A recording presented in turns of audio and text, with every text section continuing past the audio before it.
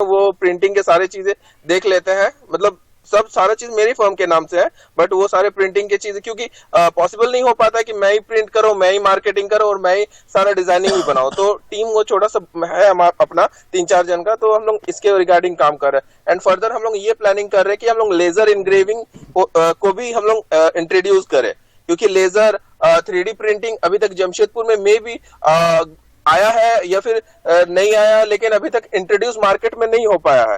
Prototype बनाना या फिर कोई भी शेल का बॉडी बनाना, ये सब चीज अभी तक नहीं आया है मार्केट में। तो हम लोग चाह रहे हैं कि ये 3D printing and laser works को भी मार्केट में इंट्रोड्यूस कर पाए। एंड ये सब चीजों को क्या है कि मे भी मतलब अभी तक गांव एक मेरा प्रोजेक्ट है गांव सेक्टर पे ही, तो गांव सेक्टर में ये सब अभी तक अनटेक्निकली मतलब टेक्निकल नॉलेज नहीं है, इसी वजह से जल्दी लीड नहीं हो पा रहा। बट हाँ, सिटी एरियाज में क्या है कि बहुत किसी को पता है लेजर वर्क्स क्या होता है या फिर 3D प्रिंटिंग क्या होता है, तो एक्सेप्ट कर रहे हैं धीरे धीरे।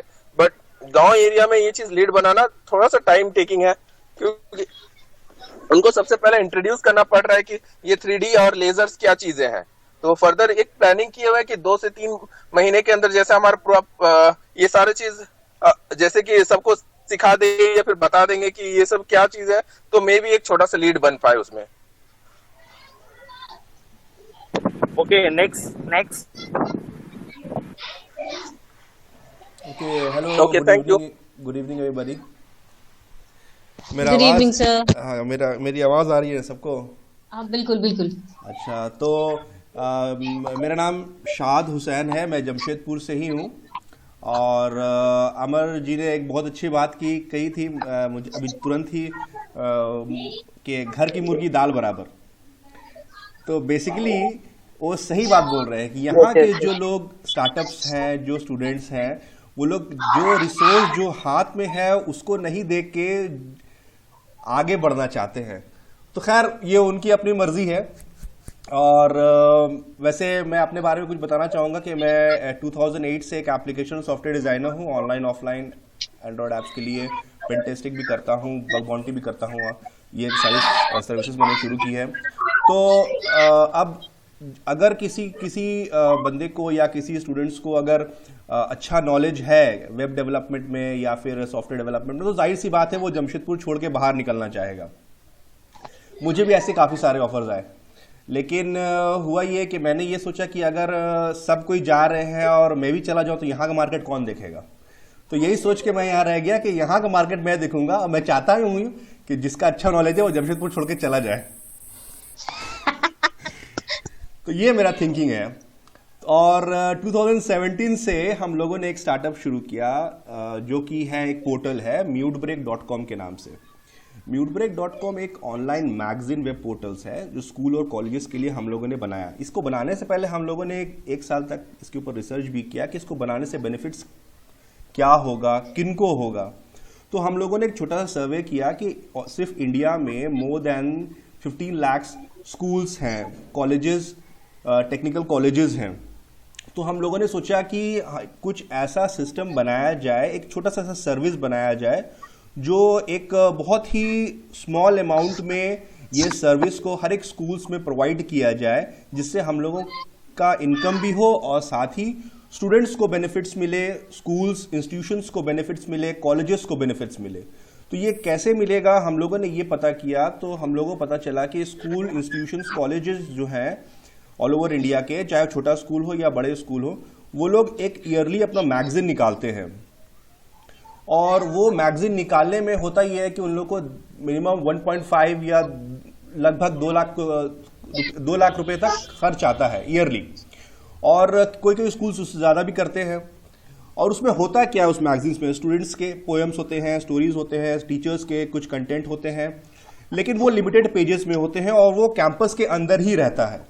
मतलब अगर किसी स्टूडेंट ने, अगर किसी लॉयला के स्टूडेंट ने अगर कोई पोएम उसका सेलेक्ट हो गया अगर उसके स्कूल मैगजीन में, तो वो आरवीएस का स्टूडेंट नहीं पढ़ पाएगा, कोई ये है ही नहीं, और दूसरे स्कूल्स के लोग नहीं पढ़ पाते। तो हम लोगों ने इस चीज बॉन्डिंग को हटाया, हम लोगों ने इस पूरी चीज को ऑनलाइन कर दिया कि कोई भी स्कूल आके हमारे पोर्टल पे अपना मैगजीन रजिस्टर कर सकता है और स्टूडेंट्स उसी में अपना पोएम्स, आर्टिकल्स डाल सकते हैं।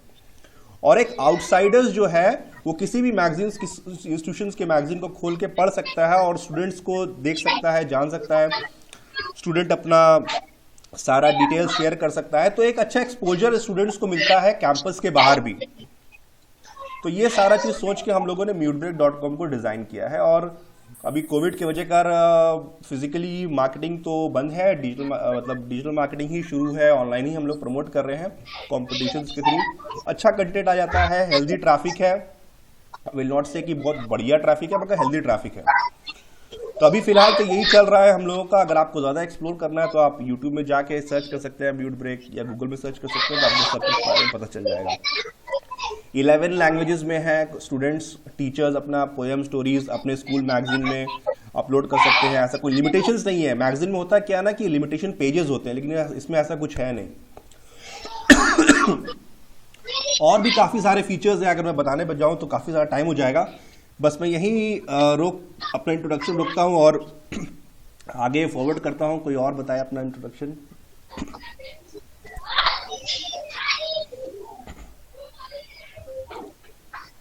अमर भैया, राजीव शर्मा, कोई और? जी सर। तो आवाज आ रहा है ना मेरा? हाँ, आपका आवाज।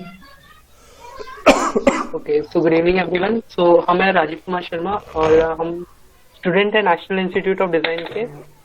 बचपन से ही मेरे को इनोवेट करने का था, तो कहीं ना कहीं वो कीड़ा था अपने अंदर कि कुछ बनाना है नया। तो ये एंटरप्रेन्योरशिप में आने से पहले बहुत सारा वीडियोस वगैरह, बहुत मतलब ट्रिगर था अंदर से ही कि कुछ करना है लाइफ में। तो एक घर में एक प्रॉब्लम था। फिर फर्स्ट प्रॉब्लम जहाँ अमरनाथ सर से मिले थे वो था, हम पीपी किट्स के लिए कुछ डिजाइन किए थे जो पीपी किट को और कंफर्टेबल बनाता है। तो उसके लिए मैंने डिजाइन किया था और पूरा वो बिजनेस मॉडल भी था, प्रोडक्ट रेडी था मेरे पास। बट वो हुआ क्या कि कुछ ऐसे इंस्टीट्यूशन थे जिसको मेरे को सर्टिफिकेट लेना था वहां से, तो वो कुछ under the table over the table वाला सिस्टम था वहां पर, तो उस प्लान को कैंसिल करना पड़ा। तो फिर अभी जो है मेरा, वो मैंने डिजाइन किया एक ऐसा नेचुरल एयर फ्रेशनर जो किसी भी तरह के केमिकल से नहीं बना हुआ है, and we are looking to it, and within 3 to 4 week वो ऑल ओवर इंडिया अवेलेबल करने का हम लोग का प्लानिंग है। मैं अकेले नहीं हूँ, फाउंडर मैं नहीं हूँ, फाउंडर मैं ही हूँ। मेरे साथ और एक को फाउंडर है, वो उनका नाम गीतेश भैया है। तो वो मेरे साथ जुड़े हुए हैं इस जर्नी में। He is an self made entrepreneur. Adityapur area में, इंडस्ट्रियल एरिया में उनका एक बड़ा फैक्ट्री है स्टील का। तो इज हेल्पिंग मी आउट कि कैसे करना है, और अमरनाथ सर से तो हमेशा हेल्प रहता ही है, नो डाउट। Thank you.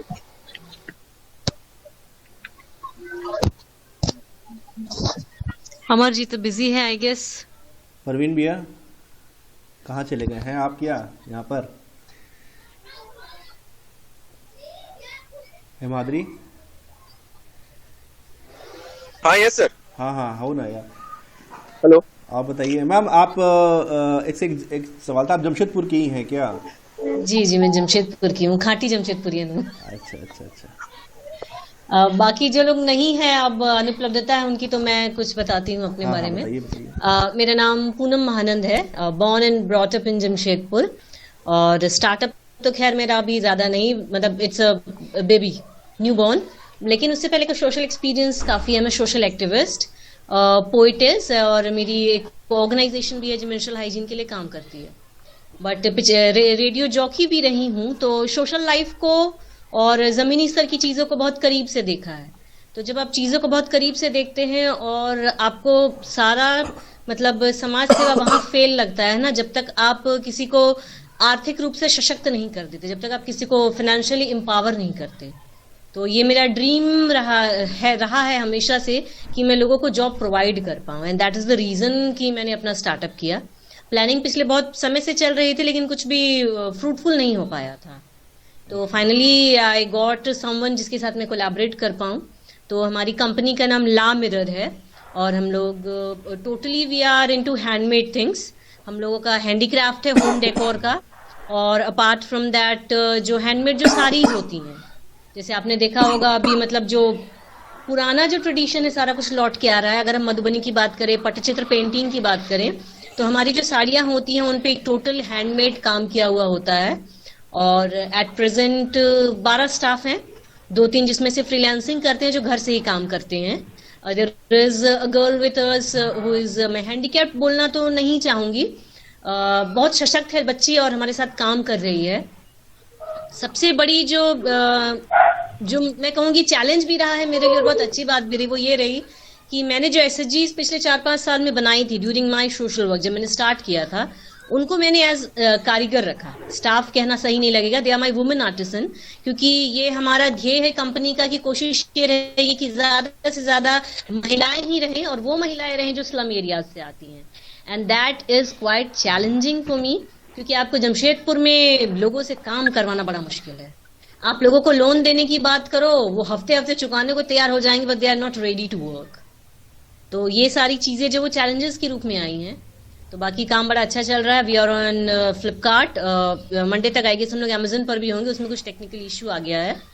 तो चीजें अभी तक तो आई वोंट से कि ये बहुत ही ज्यादा मुश्किलों भरा सफर रहा है बिगिनिंग में। हाँ, जिन चीजों को लेकर थोड़ी सी परेशानी हुई थी, स्टार्टअप होता है तो रिगार्डिंग इन्वेस्टमेंट, और I am very happy to say कि ग्रुप से कुछ 2-3 लोगों ने कॉल भी किया था and we discuss. There is doctor Shubham Kashyap in our group, तो उनसे 2-3 दफे बात हुई है इन्वेस्टमेंट को लेके, तो काफी कुछ एक्सप्लोर कर पाई हूँ। बाकी आपसे भी शायद जी, आपसे शायद मेरी मुझे लग रहा है कि व्हाट्सएप पे बात हुई है, चैट पे आई गेस 1 या 2 बार exactly. जी 1 या 2 बार हुई है। And I guess mister Sagar had called me once, हमारे ग्रुप के ही मेंबर हैं, तो उनसे भी कुछ बात हुई है। द थिंग इज दैट ना कि क्योंकि अब हम लोग एक दूसरे को जान नहीं रहे हैं, ये मेरे लिए बिल्कुल भी नया है। तो मैं हमेशा से ये जैसे आपने अभी मैगजीन अपने स्टार्टअप के बारे में बताया कि म्यूट ब्रेक इज मैगजीन, तो बीइंग पोएटेज और जो भी मैं कुछ लिखती हूँ तो वो एक कनेक्शन आ जाता है। आपको मालूम होता है कि अगर आपके पास अगर वैसा कोई बंदा है या बंदी है या कुछ भी ऐसा कंटेंट है तो मैं वो आपको दे सकती हूँ, क्योंकि ये फ्रूटफुल होगा नॉट ओनली फॉर मी और फॉर यू और for the third person but for the whole startup community. तो इस तरह की बॉन्डिंग हम लोगों को बनानी बहुत जरूरी है, क्योंकि मुश्किलें सबको आती है। और मुझे अभी 2 दिन या 3 दिन पहले की बात मैं बता रही हूँ, विमेंस कॉलेज का वो एक कोई वोकेशनल उनका कोई एक मीट था जिसमें गौरव आनंद सर, जिसको के जो मैनेजर है, या सॉरी मैं सर का डेजिग्नेशन भूल रही हूँ एक्चुअली, तो सर को सुना है पहले भी। तो उस मीटिंग के दौरान मैंने कुछ सर की बातें सुनी और पहले भी देखा था कि सर लोग वाटर हाइसेंथ पे काम कर रहे हैं, तो जिसका पेपर कन्वर्ट किया गया है, फैब्रिक बनाया गया है। तो मेरा जो स्टार्टअप है वो उससे कोरिलेटेड ही हो गया, because we deal into fabric. और कल तो बहुत अच्छी स्वच्छता पुकारी की तरफ से तस्वीरें कुछ शेयर की गई थी जो वाटर हाइसेंथ को ही डेवलप करके बनाई गई हैं। तो ये सारी जो चीजें हैं ना, ये हम सबको जेल करने में मदद करेगा ऑन अ कम्युनिटी लेवल, जो बहुत जरूरी है हम सबके लिए। और मैं मतलब इतना इंट्रोडक्शन या इतना बताने का जो भी कारण है यही है कि मैं जिस चीज को लेके भी कैपेबल हूं या मैं कर सकती हूँ, because I am soft skill trainer too. तो अगर कोई वैसा कुछ करना चाहे या किसी को ऐसी मदद की जरूरत है, then do please let me know, because everyone knows that together we can build something that is go to power excellence.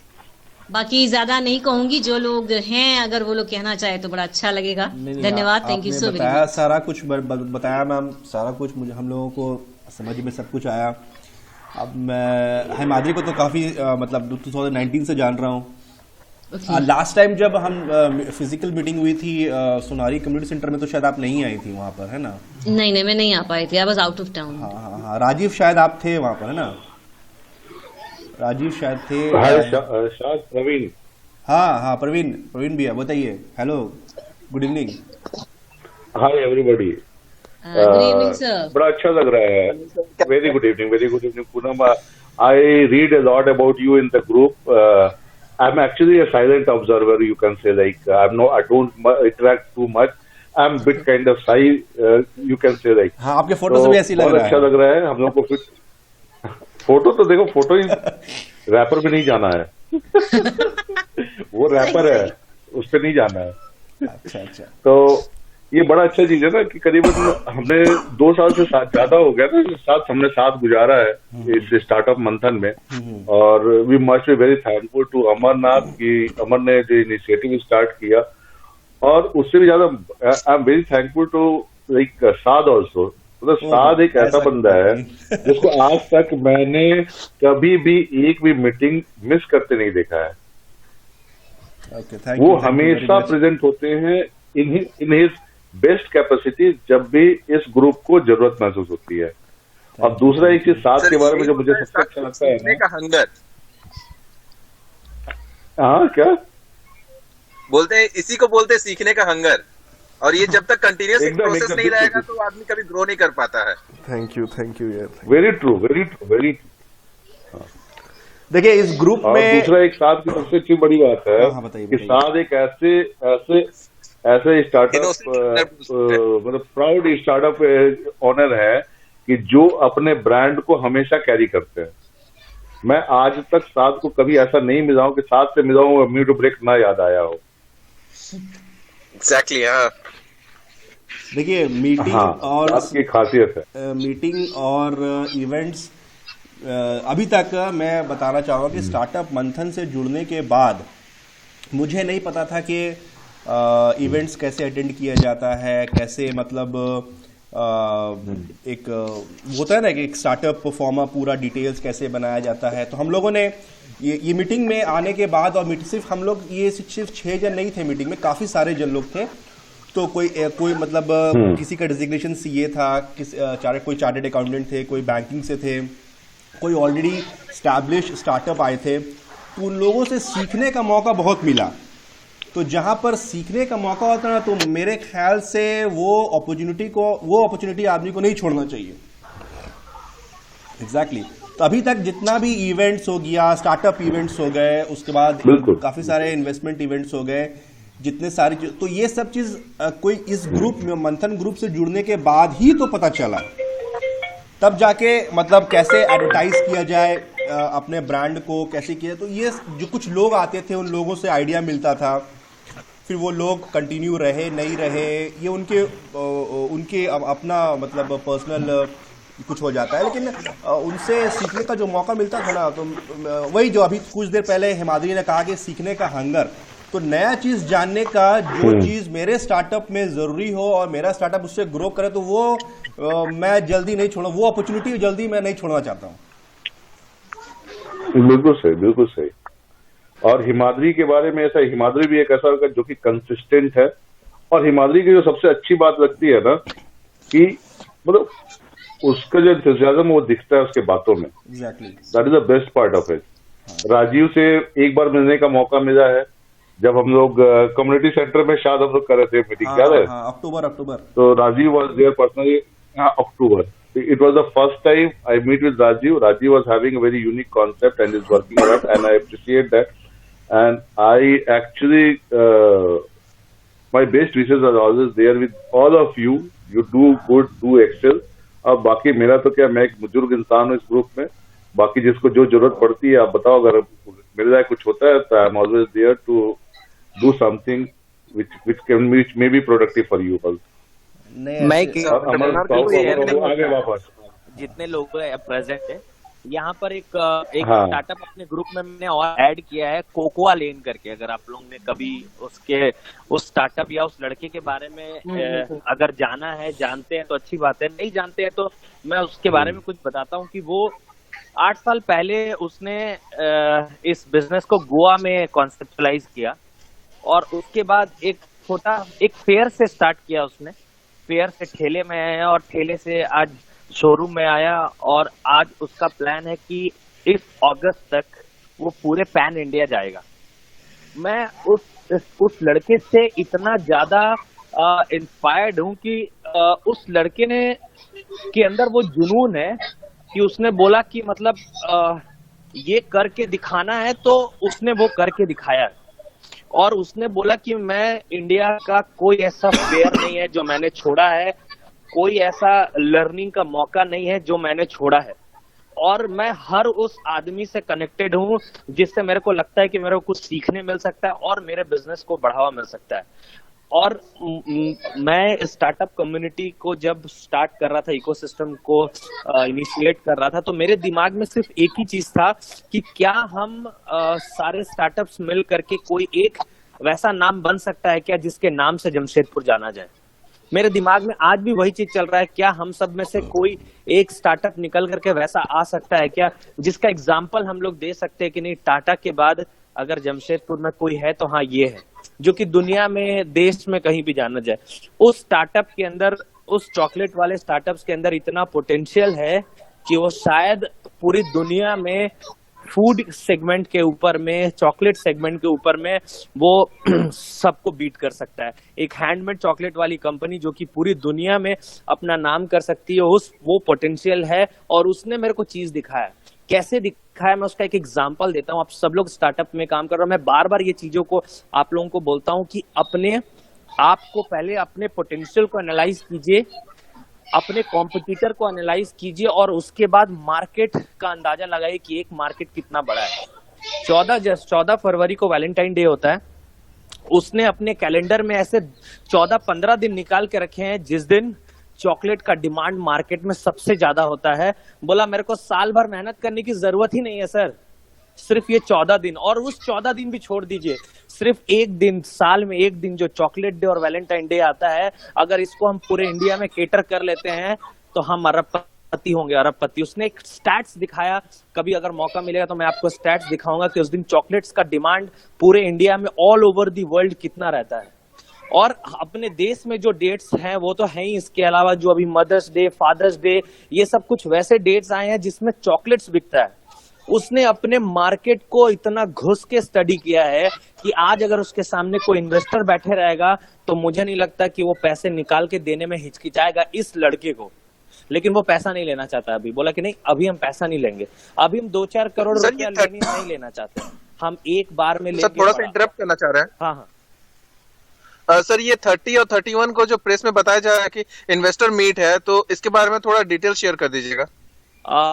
ये इन लोगों ने मुझसे कांटेक्ट किया था। देखो उनका मकसद कोई स्टार्टअप इन्वेस्टर्स, स्टार्टअप से ना उनको कोई मतलब है, ना इन्वेस्टर से कोई मतलब है। हाँ, वो तो पूरा प्रॉपर इवेंट कंपनी है। उन लोगों को कुछ स्टार्टअप चाहिए जो कि वहाँ पिच कर सके, तो मैंने उनको कहा है कि ठीक है मैं कुछ स्टार्टअप्स दे दूंगा। और वो इस तरह की इवेंट्स उन्होंने कहा कि फ्यूचर में भी करते रहेंगे। हम बोले ठीक है, स्टार्टअप्स को फायदा होना चाहिए, तुम अपना बिजनेस देखो, स्टार्टअप्स अपना फायदा देखेंगे।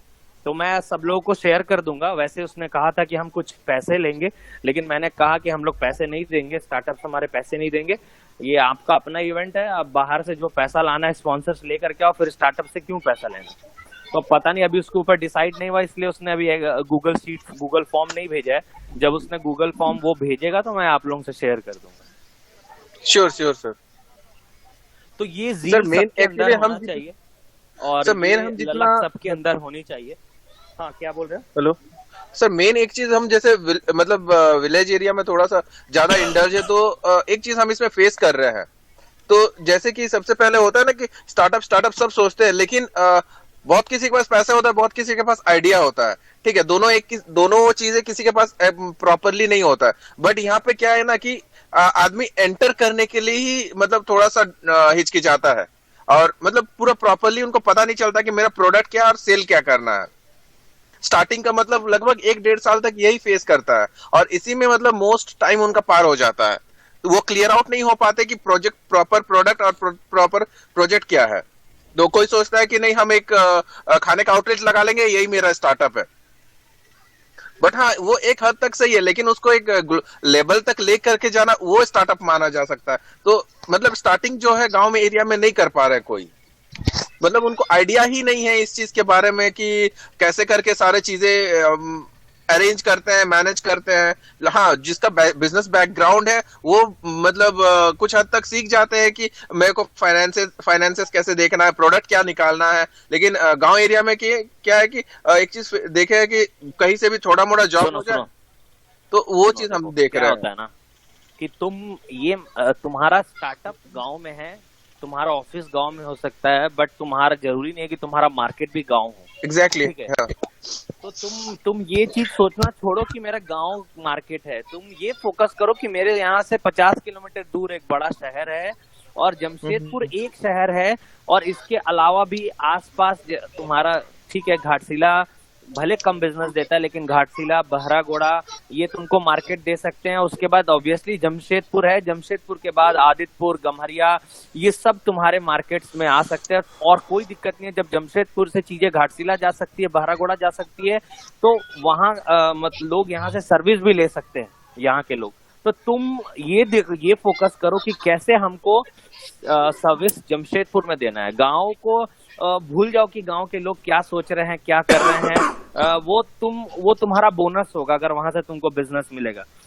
तुम्हारा प्राइमरी फोकस जमशेदपुर होना चाहिए, और तुम अपना हाफ दिन पर डे एक शेड्यूल बनाओ कि हाफ डे तुम्हारा मार्केटिंग का सुबह से लेकर के 2-2:30 बजे तक तुम अपना मार्केट में दो, और उसके बाद फिर जाओ तुम अपना प्रोडक्शन में, और चाहे जो चीज में देना है।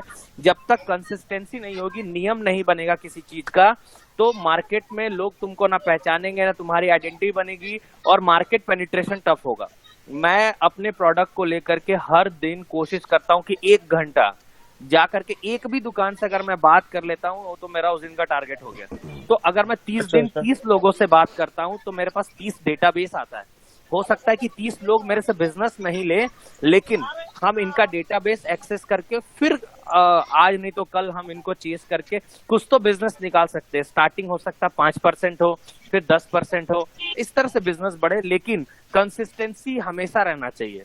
रसरी आवत जाते सिलपल पड़त निशान। तो तुमको फोकस रहना पड़ेगा।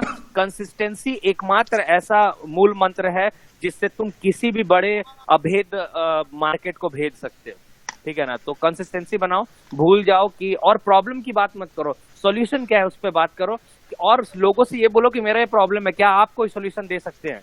प्रॉब्लम्स का एकदम गिनाना बंद कर दो, सॉल्यूशंस पे बात करते हैं, और हम लोग क्या सॉल्यूशन मिलके दे सकते हैं। सब लोग ओपन है, अगर किसी के पास कुछ और सॉल्यूशन हो तो वो दे सकते हैं। लास्ट ईयर हिमाद्री सुनो मेरी बात सुनो। लास्ट ईयर क्या हुआ ना कि घर से निकलना तो बंद हो गया। तो मैंने क्या किया कि मैंने जितने भी मेरे पुराने कस्टमर्स थे, मेरे जितने भी पुराने क्लाइंट्स थे, मैंने एक लिस्ट निकाला उन लोगों का और सबको कॉल किए। करीब 30 से 40 कॉल किए। 30 से 40 कॉल करने के बाद 5-6 आदमियों ने नया काम के लिए मुझे नया काम ऑफर किया, और कुछ ऐसे क्लाइंट्स थे मेरे जिन्होंने मुझे किसी और के पास रेफर कर लिया काम के लिए।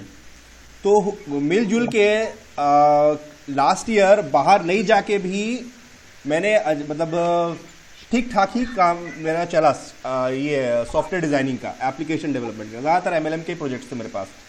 तो मेरा बोलने का पॉइंट ये है ना कि जिस कस्टमर्स के लिए तुम काम कर चुके हो ना, उसको जरूरी नहीं कि तुम हर बार नए कस्टमर्स के पास भी जाओ। पुराने कस्टमर्स को भी फोन करो और पूछो कि क्या हाल चाल है सर, कुछ नया काम है तो बताइए सर, आपका कुछ रेफरेंस है तो दीजिए सर। ऐसे करने से भी हो सकता है कि तुम्हारा मार्केट जो है वो ग्रो करेगा।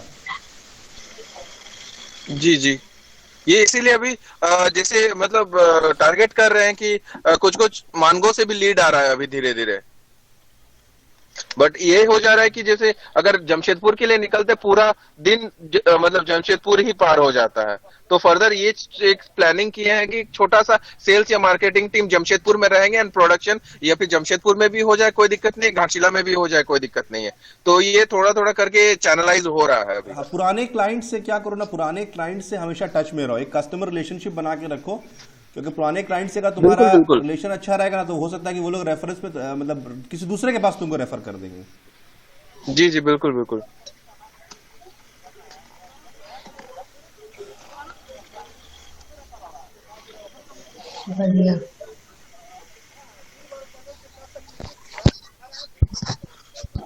आधा दर्जन लोग ही हैं हम लोग, बहुत बोल लिए, बहुत सुना भी।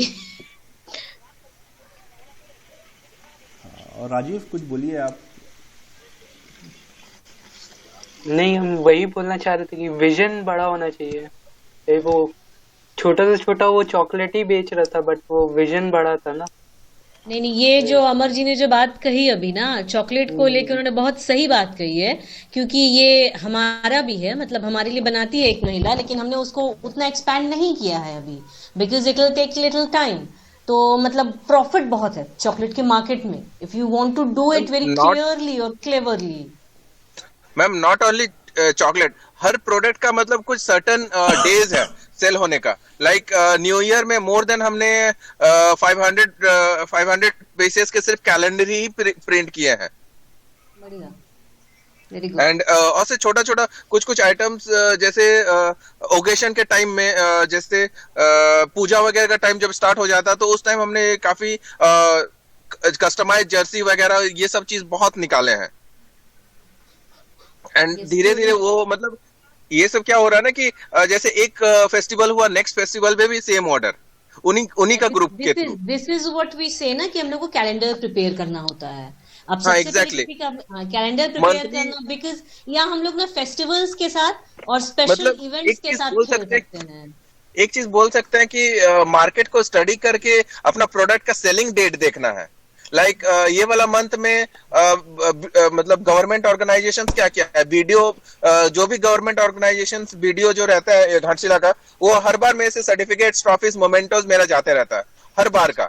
अच्छा, कुछ भी जैसे 15 अगस्त हो या 26 जनवरी हो, तो हम लोग क्या करते हैं, जाने से 10 दिन 15 दिन पहले जाकर के पिच कर देते हैं, सर कुछ भी नया प्रोडक्ट रहेगा तो हमें बता दीजिएगा। तो हम लोग बाई 1 to 2 days हम लोग क्लियर कर देते हैं उनको।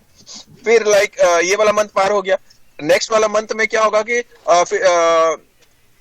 14 से 20 का डेट जो कि वैलेंटाइन का टाइम होता है, उस टाइम हम वैलेंटाइन वाले प्रोडक्ट लॉन्च करते हैं। फिर मार्च में अलग डेट है, फिर अप्रैल में अलग डेट है। तो इस सेगमेंट को हम लोग 5 से 10 दिन का ही मतलब जो प्रॉपर कीवर्ड्स को हम लोग टारगेट करके फिर मार्केटिंग करना चालू करते हैं। लेकिन होता क्या है ना कि बहुत सारे स्टार्टअप को यही चीज आइडिया अभी तक नहीं आया है कि हमको क्या सेगमेंट में मेरा कस्टमर क्या है, कौन सा सेगमेंट को कस्टमर को हम लोग प्रोवाइड कर रहे हैं अपना प्रोडक्ट। अगर ये चीज क्लियर आउट हो जाए then startup will be boom. या ये जो आपने बात कही कि नहीं आइडिया ही नहीं है, तो idea is all about researching your field and studying and learning every day. हम लोग जितना भी बोलते हैं कि 4-5 नहीं भाई महीना हम में- इतना सीख लिए हैं, लेकिन जब तक आप एवरीडे रिसर्च नहीं करोगे, एक जैसे अब अमर जी ने बताया था कि कंसिस्टेंसी होनी चाहिए हर एक चीज में, वेदर यू आर प्रमोटिंग और you are looking for investor, you are looking for sales और वॉट एवर, रिसर्च या R&D जो मैम- होता है ना, वो किसी भी स्टार्टअप के लिए बहुत जरूरी है, जो एवरीडे बेसिस पे होनी चाहिए। आप कुछ बोल रहे थे माधुरी? ये चीज वो 3 से 4 महीना में ये चीज समझ में आ गया कि मार्केट को स्टडी कैसे करना, how should you study the market की हमारा प्रोडक्ट, तो वो चीज वहां से आइडिया आया थोड़ा सा। तो हम लोग मतलब धीरे ब्रोचर्स के कस्टमर से अप्रोच करने, कुछ ऑनलाइन जाएगा तब जाकर के वो हमारा मतलब एक ग्लोबली घाटशिला एरिया में नेम बना पा रहा है। पहला प्रेफरेंस दे रहा प्रिंट्स के लिए मतलब हमें, फिर दूसरा कहीं जा रहे हैं। बट हो जाता है कि ना रॉ मटेरियल्स हम लोग जो भी है जमशेदपुर से ही हमें परचेज करना पड़ता है, क्योंकि एट ए टाइम 2 से 3 दिन में डिलीवरी सिर्फ जमशेदपुर। तो एंड क्या होता है कि जमशेदपुर से रॉ मटेरियल्स लेकर के आएंगे तो थोड़ा कॉस्टिंग बढ़ जाता है। एंड बहुत सारे कस्टमर्स ऐसे होते हैं कि अरे तुमको इतना रुपया देंगे, उससे बेटर तो हम जमशेदपुर से सस्ता में करा के ला दे। तो ये जगह एक मेरा थोड़ा सा दिक्कत हो जा रहा है। तो हम बोलते हैं उनको कि जस्ट कि अभी स्टार्टिंग में हम लोग कर रहे हैं, लेकिन नेक्स्ट टाइम हम आपको इन हाउस मतलब आपके घर के सामने घर में ला करके आपको सारा प्रोडक्ट दे देंगे। चाहे मतलब जस्ट डिलीवरी कॉस्ट ही आप इसको बियर कर लीजिए, बस हम मतलब एक अपॉर्चुनिटी की तरह देख लेंगे तो वो क्लियर हो जाता है उस जगह। नहीं, सही सही चीज है यार माधुरी मैम। आपका माइक बंद है। म्यूट हो गया। नहीं एक्चुअली क्या है ना, इधर बोलते ना वो जोश वाला वो बाइक बहुत जोर कोई चला रहा था, तो मैंने माइक म्यूट कर दिया था। अच्छा अच्छा। हाँ, तो राजीव आप कुछ बोलना चाहेंगे, आपका कुछ अनुभव, कोई एक्सपीरियंस? हाँ श्योर श्योर। जो क्या हो मैं मेनली क्या होता है ना, आइडिया पे अभी बात कर रहे थे, तो आइडिया के लिए सबसे पहले तो प्रॉब्लम चाहिए होता है, ऑन कर दो। और प्रॉब्लम को भी देखने के लिए एक अच्छा ऑब्जर्वर चाहिए होता है, ऑब्जर्वेशन बहुत तगड़ा रखना पड़ता है, और उसके साथ आता है बहुत बड़ा पेशेंस का रोल। पेशेंस तो बहुत चाहिए। मतलब मेरा जो प्रोडक्ट है अभी मेरे पास जो है, ये मेरे को 6 months लगा यहाँ तक पहुँचने के लिए, और ये एक्चुअल में अब ये फाइनल प्रोडक्ट है। तो पहले जो मेरा प्रोडक्ट था वो हम दिखाएंगे। एक सेकेंड।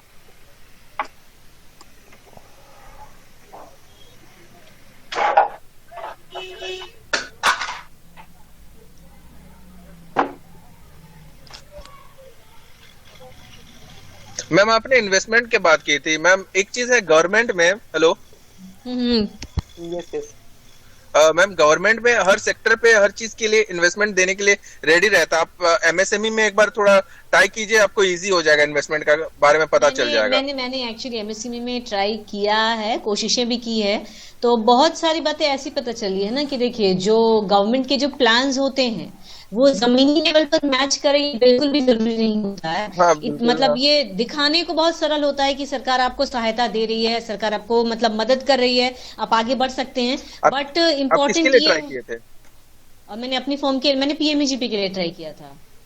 पीएमईजीपी मैम, मेरा भी पीएमईजीपी ही है, जो अभी जो मेरा प्रोजेक्ट चल रहा है मेरा पीएमईजीपी है। तो मैंने जितना देखा है कि मुद्रा वगैरह में भी करके हो सकता है। मुद्रा के लिए एक एग्जिस्टिंग बिजनेस चाहिए एंड मिनिमम 6 मंथ का उनको ट्रांजेक्शन चाहिए रहता है। यस नहीं तो वो मुद्रा मुद्रा के तो खैर अप्रूव हो गया, बट देखिए होता क्या है ना, अब जैसे राजीव जैसे वो डिजाइन करते हैं, आपका जो काम है वो अलग है, तो जो मोस्ट इम्पोर्टेंट चीज जो होती है कि अगर आपके पास इन्वेस्टमेंट भरपूर हो या एनफ हो तो आप अदर एस्पेक्ट्स पे ध्यान दे पाते हैं, but if you are not having the investment तो वो चीज ना वो हथौड़े की तरह ना सर पे चलता रहता है। तो मुझे चाहिए था कि कुछ ऐसा होता कि कम से कम मुझे 1 साल 2 साल के लिए कुछ सोचना नहीं पड़ता, मैंने पैसे लगाए लेकिन जो अदर सारी चीजें हैं वो मैं जम के कर पाती। तो अब इन्वेस्टमेंट की वजह से क्योंकि देर हो गई तो जो बहुत सारे जो प्लान्स थे वो मुझे चेंज करने पड़े एट अ टाइम। तो बहुत सारी ऐसी चीजें हुई भी हैं कि नई बातें मालूम भी पड़ी हैं कि PMEGP is good, that is मतलब माइंड ब्लोइंग है, बहुत सारी आपको उसमें सुविधाएं हैं, लोग बता भी थे, जैसे अमर जी ने बहुत गाइड किया था इसके रिगार्डिंग, क्योंकि मुझे कोई आइडिया नहीं था कि पीएमईजीपी आपको खुद से केवीआईसी पोर्टल पे जाके मतलब अप्लाई करना पड़ता है, तो आई थॉट कि कोई मिडिल मैन वाला काइंड ऑफ काम होगा, तो बट चीजें बहुत अलग, कोई मिडिल मैन नहीं है वहाँ। तो चीजें जो है अब समझ में आई है, तो अब जो बातें मुझे मालूम पड़ी मैं वो और लोगों को बताती हूँ ताकि लोग आगे बढ़ सके। लेकिन इसमें कोई दो राय नहीं है कि इन्वेस्टमेंट की दिक्कत हुई है और अभी भी हो रही है, तो कोशिश ये रहेगी कि मतलब मैं अब अमर जी को अगर मिलूंगी तो खैर मिलने का तो अभी समय नहीं हो पा रहा है, मैं उनको एक टेक्स्ट डाल दूंगी कि अगर एक सेशन हमारा जो ये मीटअप है इसका अगर हम लोग एक सेशन अगर हम लोग इन्वेस्टमेंट पे कर पाते तो जो नए हैं ना उनको बहुत एक बूस्टअप में और सेल्फ कॉन्फिडेंस मिलेगा, क्योंकि इन्वेस्टमेंट जो होता है ना वो आपको मार देता है पूरी तरह से। तो बिल्कुल ये बिल्कुल ये मैम, जो लेकिन basic एक चीज हम जितना फेस किए हैं मैम, जो पहला जो भी वेंचर होता है ना वो अगर बूटस्ट्रैप अगर नहीं हुआ तो काफी मतलब प्रोजेक्ट समझने दिक्कत हो जाता है। लाइक मतलब प्रोडक्ट आपको समझने के लिए ही काफी टाइम टेकिंग हो जाएगा। सही, और सही। इसीलिए मतलब हर किसी को हम एक ही चीज सजेस्ट करते हैं कि उनका जो भी प्रोजेक्ट है या फिर स्टार्टअप है वो पहले अपना पैसा लगाए, उसके बाद जाकर के गवर्नमेंट का पैसे के लिए अप्रोच करे, क्योंकि गवर्नमेंट देने के लिए जरूरी है, ये जरूरी है, बहुत जरूरी है। तो रीसेल वगैरह करके तो क्या होगा ना कि प्रोडक्ट के बारे में ही पता नहीं चलता है कि मेरा प्रोडक्ट में लैकिंग कहाँ हो रहा है या फिर अच्छा ही क्या चीज है, ताकि उसको हम लोग मार्केटाइज कर पाए। सही बात, सही। राजीव आप कुछ दिखा रहे थे अपना नया डिजाइन। एंड मैम पीएमईजीपी का एक चीज है कि फेस किया है कि पीएमईजीपी जो है वो मतलब कुछ मैटर वाला प्रोडक्ट जो कि हाथ में पकड़ पाए उसी के लिए वो फंड करेगा। लाइक वो चीज गवर्नमेंट को प्रोजेक्ट समझ में आना चाहिए और वो या फिर बैंकर को समझ में आना चाहिए, वो लाइक सर्विसेज रिगार्डिंग वो नहीं करते हैं। यस यस, आपको सर्विसिंग एंड सेल्स रिगार्डिंग वो नहीं करते।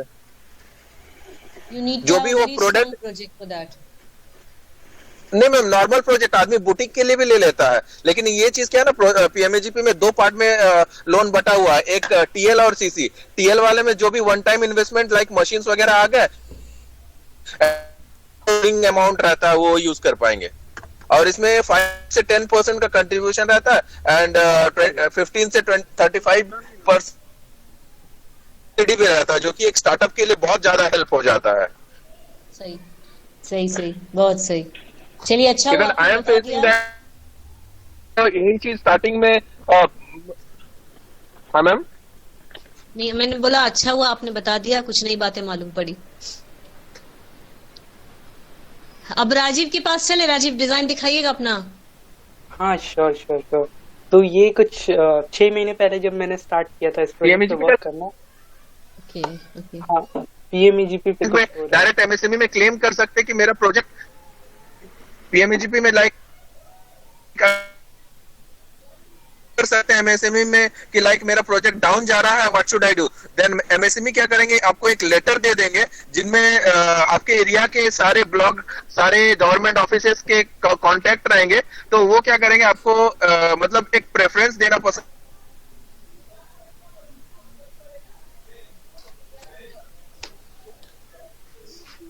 सेल्स नहीं बन पा रहा, आवाज कट रही है। गवर्नमेंट ऑफिसेस आवाज का, कट एंड हम रही वहाँ है। डायरेक्टली जाकर के हिमाद्री, अप्रोच, आपकी आवाज बहुत कट रही है। अभी आपने पिछले 1 मिनट में जो भी बोला मुझे सुनाई नहीं दिया। हाँ, वो आवाज जो था नेट के कोई इशू होगा शायद। एक्चुअली मैम हम लोग पिकनिक से रिटर्न हो रहा है, सो इसीलिए ओके ओके ओके लाइक, हाँ हेलो, इज इट क्लियर? तो लाइक ऐसे होता है ना कि मेरा प्रोजेक्ट लीड नहीं कर पा रहा है या फिर कैसे करके भी, तो हम राइट ले लीजिए, इधर से राइट ले लीजिए, फिर लेफ्ट लीजिए, इजी होगा। तो हम गवर्नमेंट में अप्रोच करेंगे कि मेरा सेल्स नहीं हो पा रहा, देन गवर्नमेंट एक लेटर देंगे सारे गवर्नमेंट ऑफिसर्स जो भी है ना, मतलब अपने एरिया के ईस्ट सिंहभूम में, तो हम जाकर के अप्रोच कर सकते हैं कि मेरा प्रोडक्ट ये है, आपको कुछ रिक्वायरमेंट रहेगा तो आप हमें कांटेक्ट करें और हम उनको सर्विस करके दे सकते हैं। तो ये चीज भी गवर्नमेंट में ये ऑप्शन है, मतलब खास करके पीएमईजीपी में। ओके, बहुत बढ़िया। एंड ऐसे करके मतलब मैम अगर छोटा सा भी मतलब किसी का भी ये चीज माइंड का सेल्स प्रोडक्टिव अगर कोई सोचता होगा तो वो अपना पीएमईजीपी लेकर के अपना स्टार्टअप स्टैंड कर लेगा डेफिनेटली। मैम स्टार्टिंग का 3 साल सस्टेन करना है एंड उसके बाद वो डेफिनेटली कोई भी स्टार्टअप हो पीएमईजीपी के रिगार्डिंग वो काम कर जाएगा। मैंने जितना फेस किया है ये है पीएमईजीपी का इतना पावरफुल, एंड इवन इसमें जैसे पीएमईजी का पहला टेन्योर खत्म हुआ, फिर उसमें 1 करोड़ का इन्वेस्टमेंट फिर करा सकते हैं, जिसमें अराउंड 20% तक उसमें सब्सिडी है। मींस लाइक आप अगर 1 करोड़ का इन्वेस्टमेंट अगर गवर्नमेंट से ले रहे हैं तो जो लोन या फिर इंटरेस्ट होता है वो टोटली मतलब माफ हो जाता है। एंड इवन इसका इंटरेस्ट रेट भी बहुत कम है, 7% से नीचे है, 6.8 मुझे देना पड़ रहा है,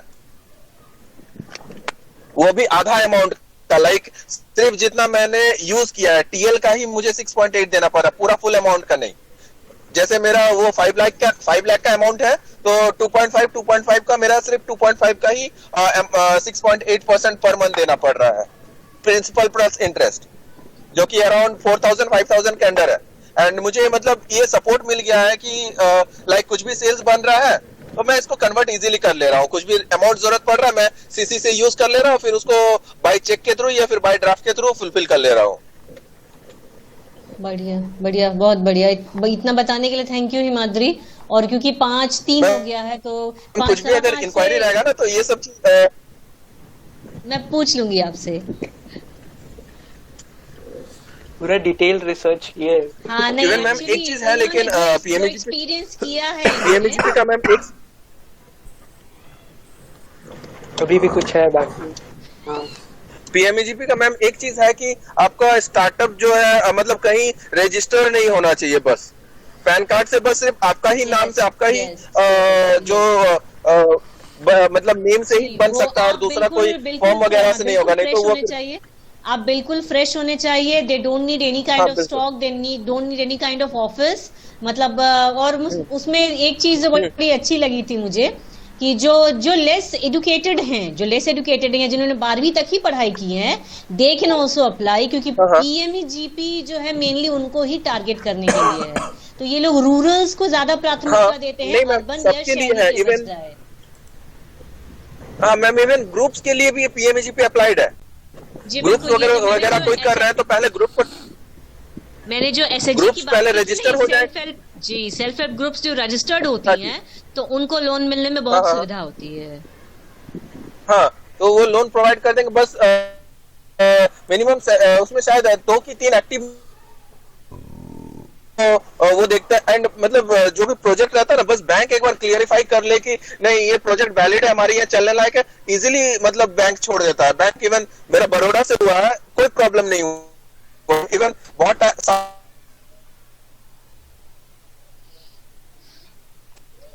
मैकेनिकल का हो तो बैंक का बहुत सारे टर्म समझ में नहीं आता, तो वो क्या होता है ना, बैंक वाला इजीली मतलब एक्सप्लेन करके बता देता है कि ये चीज है, ये चीज, इवन बचने के तरीके भी बता देता है। लाइक स्टॉक्स मेरे को पहले स्टार्टिंग में मंगाना था। हेलो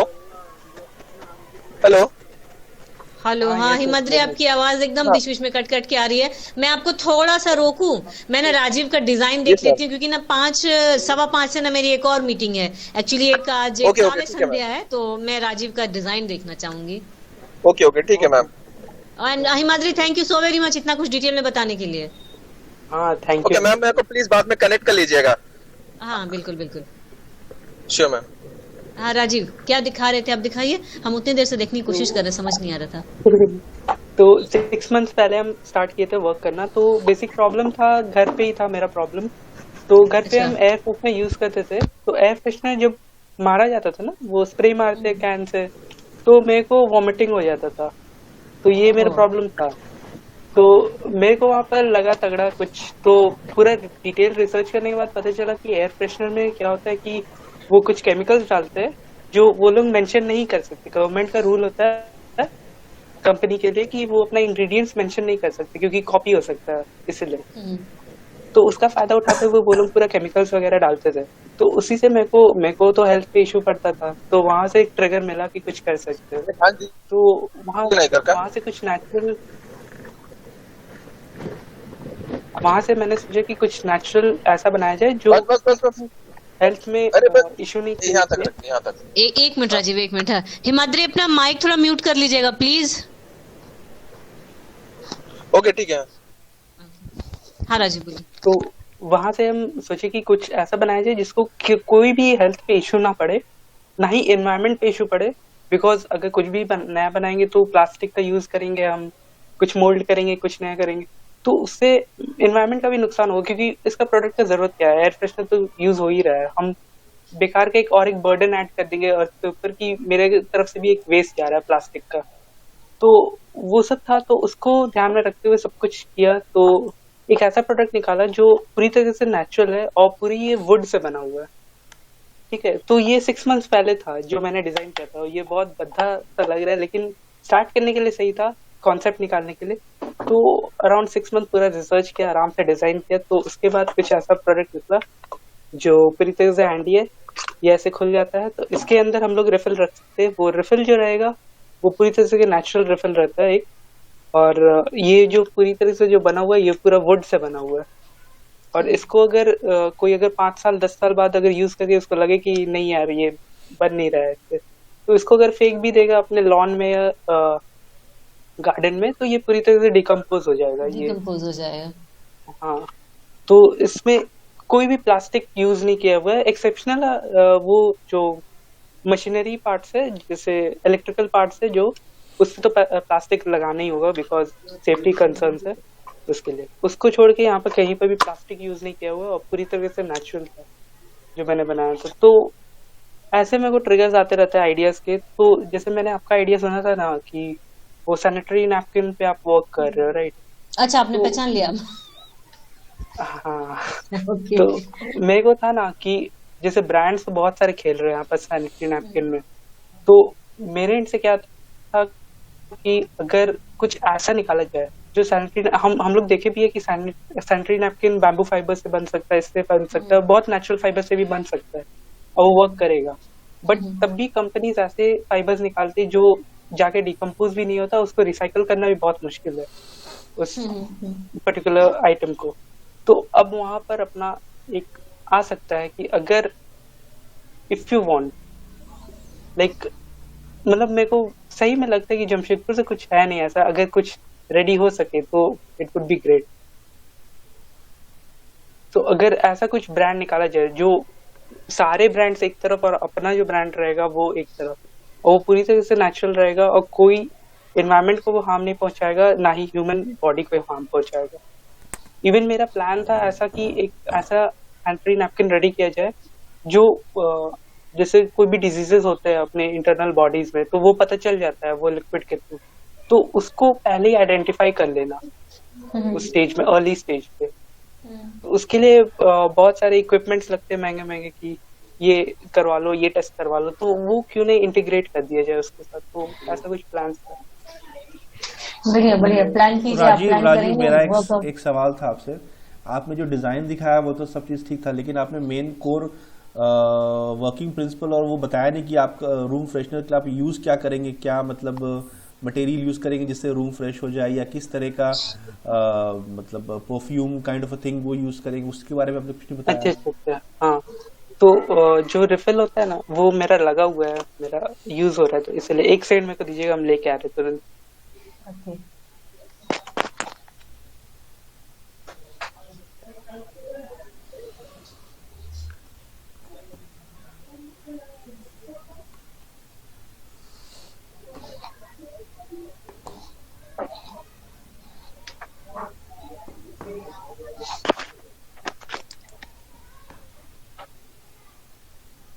मैं 2-3 रिफिल था, तो बाकी सब रिफिल मेरे को फाउंडर के घर पे वो टेस्टिंग के लिए लगा हुआ है, तो एक मेरे पास है। तो ये रिफिल है, तो ये जो बना हुआ है ये प्लाईवुड से इसका केस बना हुआ है, ऊपर स्टील का मेश है, और अंदर जो है रिसाइकल्ड फ्लावर्स जो होते हैं, हम लोग टेम्पल से फ्लावर उठाते हैं, उसका पल्प बना के और छोटे छोटे पैलेट्स बनाते हैं। उसका पैलेट्स बनाने के बाद उसमें एसेंशियल ऑयल्स ऐड करते हैं, तो वो उसे वो एसेंस को बरकरार रखता है।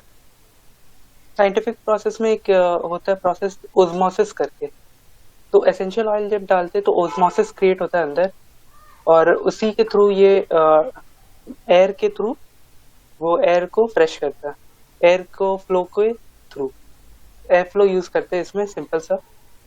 और बस यही है, तो सिंपल सा ये जो डिजाइन रिफिल है ये कितने दिन चलता है आपका?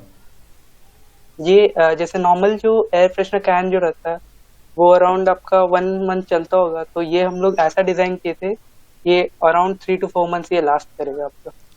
मतलब इस साल में सिर्फ 3 रिफिल्स चाहिए आपको, और एक रिफिल का कॉस्ट अराउंड 100 रुपीज आएगा। ओके। और बार बार जो एयर फ्रेशनर कैन को जो स्प्रे करना पड़ता है, हर बार गेस्ट आ रहा है तो स्प्रे करो। अभी जो ऐसा आपने नहीं है, ये प्रोटोटाइप बनाया उसको क्या कितना कॉस्टिंग है आप प्रोटोटाइप बनाने का? मेरा अराउंड 400-500 आ रहा है। अच्छा, और एक रिफिल का क्या कॉस्ट पड़ता है? 100 रुपीज। तो ये आप ही लोग बनाते हैं ये क्या, या फिर अगर मतलब ये बाजार से भी कोई सामान मिले और उसमें फिक्स करके हम लगा सकते हैं? आप ही लोग बनाते हैं ये सारा चीज? ओके। हाँ, ये पूरा अपना था।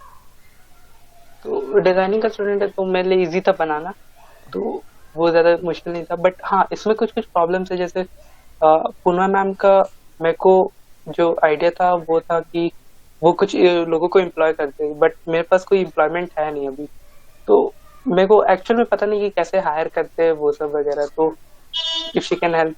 नहीं, मेरा एक सवाल अच्छा था। राजीव, आपका फर्म रजिस्टर्ड है? मैं ये जानना चाह रहा हूँ, आपका फर्म रजिस्टर्ड है? हाँ, मेरा फर्म रजिस्टर्ड है आदित्यपुर का ही ऑफिस पे। मेरा एक सवाल था, ये जो रिफिल आप लोग क्या खुद ही बनाते हैं? Refill private limited. हाँ सर, रिफिल भी अपना खुद का ही है, सब कुछ खुद का ही है। मतलब आप खुद बनाते हैं रिफिल कि मतलब किसी से बनवाते हैं? हाँ, सब कुछ खुद का ही है। ये इंडिया में हम प्राउडली हम बोल सकते हैं, इंडिया में ऐसा कुछ भी प्रोडक्ट नहीं है अभी तक। वर्ल्ड में भी शायद नहीं होगा, बट वर्ल्ड का उतना मेरे को हर एक कोना का नॉलेज नहीं है, बट इंडिया में तो कहीं भी नहीं है ऐसा प्रोडक्ट। तो आप इसको पेटेंट भी कर सकता है, आई थिंक पेटेंट प्रोसेस में है, पेटेंट में चढ़ चुका। देन इसको आई थिंक आप पेटेंट भी कर सकते हाँ, कर सकते हैं, क्यों नहीं कर सकते। नहीं, अच्छा लगा, इसका प्रोडक्ट अच्छा है। नहीं, बढ़िया था। जो कुछ भी किया वो भी आपने खुद से किया है, तो ये बहुत बड़ी बात है।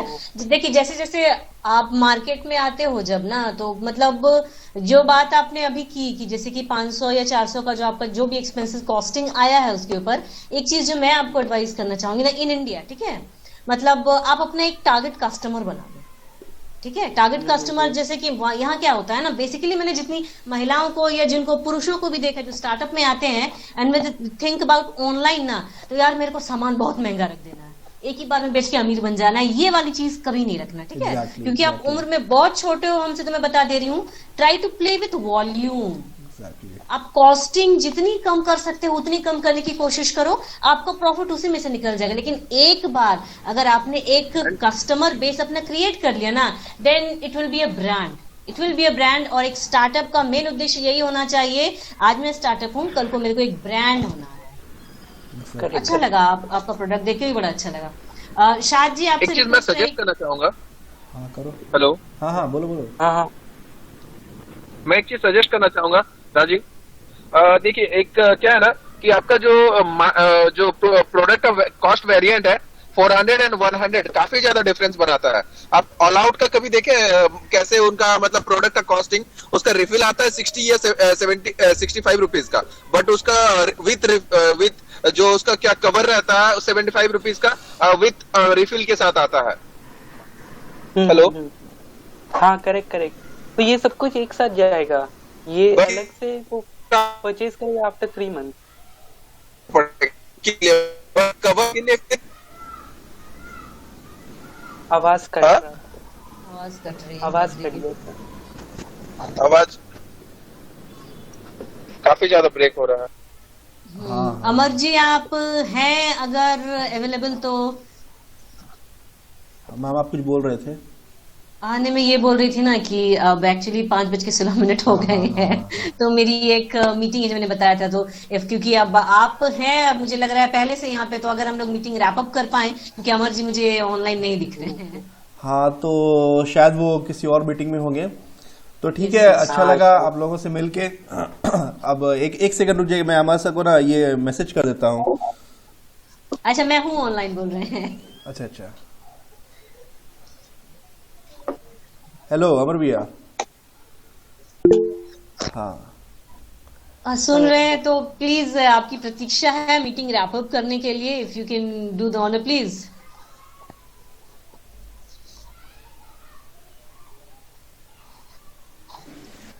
हेलो। जी अमर जी। मैं सुन रहा हूँ, ऐसा नहीं है, एक्चुअली मैं एक और मीटिंग में हूँ। तो एक्चुअली हम क्या कर रहे हैं, मेरा ये सोच है कि इस वर्चुअल मीटिंग को, संडे की मीटिंग को 1 घंटे को हम लोग कंटिन्यू करते हैं। आज 4 लोग थे, मे बी शायद कुछ और लोग नेक्स्ट वीक ज्वाइन करेंगे।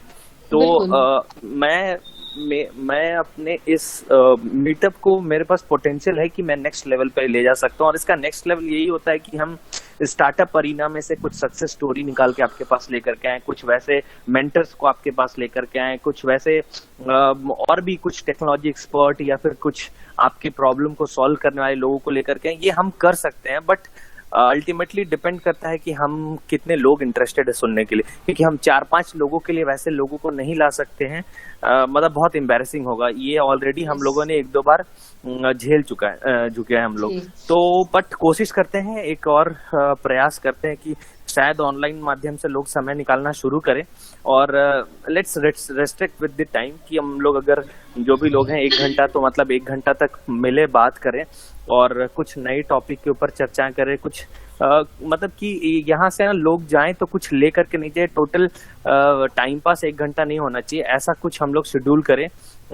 कुछ लोगों के बारे में जाने, कुछ बताएं, इस तरह का हम लोग लेकर के चलते हैं। और अगर इफ नॉट वीकली तो कम से कम 15 दिन में एक बार वर्चुअली एक शेड्यूल बना लेते हैं। और हमको लगता है कि टाइम 4 से 5 एक ऐसा समय जिसमें बहुत ज्यादा लोग इंगेज नहीं होते हैं। इसके बाद सब शाम को अपना अपना कहीं किसी को बाहर जाना हो या कुछ जो भी है, जब तक कोविड है तब तक लोग घर पे हैं, लेकिन कोविड के बाद तो सबका कहीं ना कहीं कुछ इंगेजमेंट होगा।